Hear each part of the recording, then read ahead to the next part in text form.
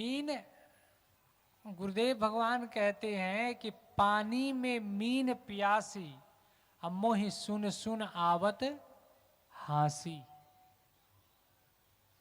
पानी में कहाँ मछली कहाँ रहती है? मछली कहाँ रहती है? पानी में। तो क्या पानी में जब रहेगी मछली तो क्या मछली प्यासी रहेगी, ऐसा आपको लगता है? मछली तो अच्छा, साहेब कबीर सदगुरु देव भगवान आखिर क्यों कहते हैं कि पानी में मीन प्यासी, मोहे सुन सुन आवत हासी? मुझे हंसी आती है कि धोबिया जल बिच मरत प्यासा।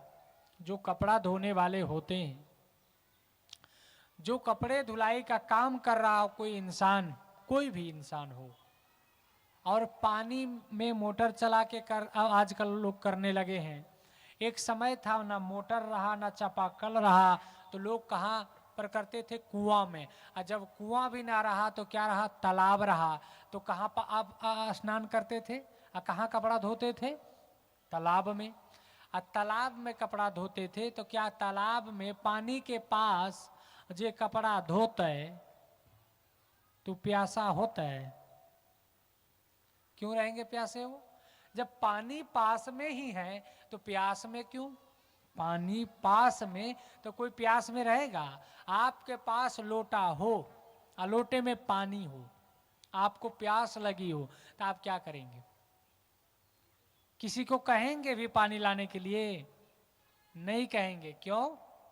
पानी है ही पास में, तो गट गट गट गट अंदर डाल लेंगे। इसी तरह सोचिए, थोड़ा विचार कीजिए। गुरुदेव भगवान कहते हैं, सदगुरु कहते हैं हम सबको कि पानी में मीन प्यासी, मोहि सुन सुन आवत हासी। ये मनुष्य हो करके सब कुछ इसके पास है। गुरुदेव भगवान ने और भी कहा, अन्यत्र क्या कहा? सदगुरु ने कहा, कर बहिया बल आपनी, छाड़ बिराने आस, जाके आंगन नदिया बहे, सोकस मरे प्यास। तो जाके आंगन नदिया बहे, सोकस मरे प्यास। लेकिन ज्ञान नहीं रहने के चलते कर बहिया बल आपनी, अछाड़ बिरानी आस। बिरानी आशा क्या है? बाहर से सुख मिलेगा, ये मान्यता छोड़ दीजिए। बाहर से धन मिलेगा, मेहनत करेंगे, करना ही चाहिए, सबको करना चाहिए। धन से हमारा जीवन चलता है, और जीवन ही नहीं होगा तो ज्ञान कैसे? ज्ञान का काम कैसे करेंगे? अगर जीवन में धन उपार्जन नहीं करेंगे तो मकान कैसे? मकान नहीं होगा तो सोएंगे कहाँ, रहेंगे कहाँ, जिएंगे कहाँ?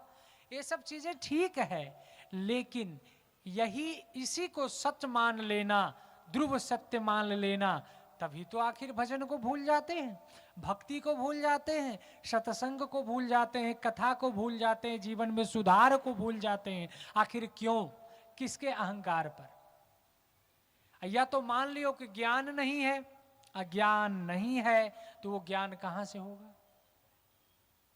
दुनिया में जो देखते हैं बचपन से वो करना तो स्वाभाविक है, लेकिन सत्संग भजन देखते हैं वो नहीं करते हैं। माता जी एक जल ले आएंगे थोड़ा। तो सत्संग भजन करते हैं, वो हम लोगों को उस पर ध्यान नहीं जाता है। क्यों?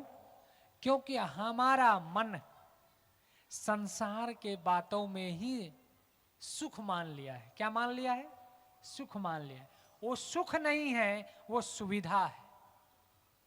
आप गाड़ी, आप मान लीजिए 4 महल में हो, मखमल बिछा हो, गद्दे लगा हो, आपका घर मकान जमीन सब रुपया पैसा धन है, लेकिन आपको किसी ने, कुछ बेटे ने अपमान कर दिया। जिस माँ ने बेटे को सीने का स्तन पान करा के जीवन दान दिया, उस बेटे ने अपमान किया। और जब आपका अपमान हो जाता है तो आपको कैसा लगता है?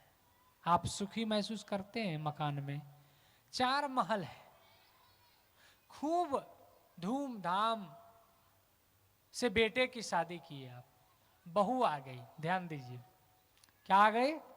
बहू आ गई।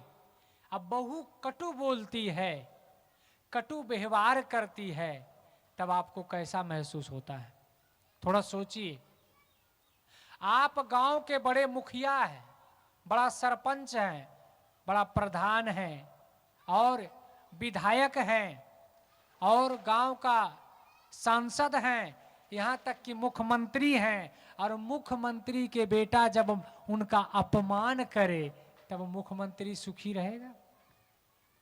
अगर सुखी है वास्तव में कोई, किसी ने आपका अपना ही परिवार के लोग, अपने ही परिवार के जिसको आप अपना कहते हैं, वो आपका अपमान कर दे और तब भी आपका मन दुखी ना हो, ऐसा हो सकता है? ऐसा होता है? नहीं होता है। बहुत कठिन तपस्या है। भगवान की भक्ति और 2 घंटा 1 घंटा मंदिर में हम जाकर के बैठ सकते हैं, ध्यान दीजिए बातों को, लेकिन किसी ने अपमान कर दिया, उसको सह सकें, इसका ज्ञान है हमें? इसकी जानकारी है? किसी ने एक कटु वाक्य कहा और हमारा मन होता है कि इसको 10 कहें। क्या होता है? इसको 10 कहें।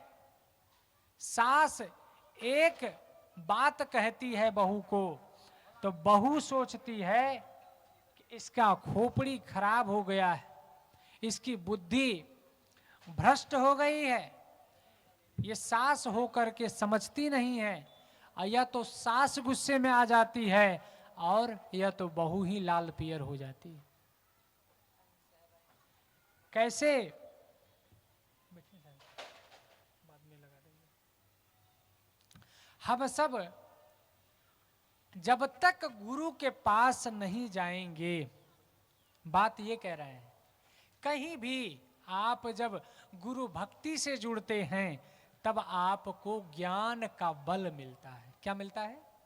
ज्ञान का बल। ज्ञान किसको कहते हैं? ज्ञान कहते हैं समझदारी को, मैनेज कर लेना। क्या कर लेना? मैनेज कर लेना। कभी आपके पति ने कुछ कहा और आप दुखी नहीं हुए, तब आप ज्ञानी हैं। क्या है? आप ज्ञानी हैं, आप देवी हैं, आप देवता हैं।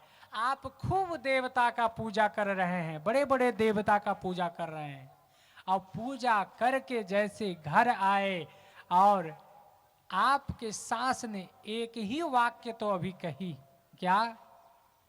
पूजा तो करती है खूब जा करके, लेकिन लक्षण तो ठीक नहीं। क्या बोली?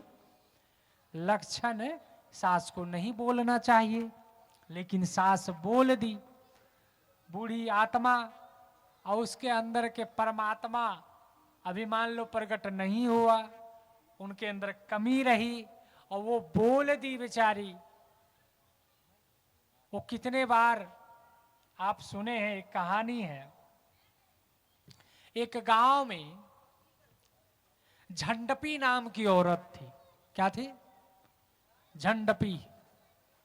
बात समझिए, उसका नाम था झंडपी। झंडपी जो हर समय झगड़ा लड़ाई करता है। उसका काम था, क्या काम था?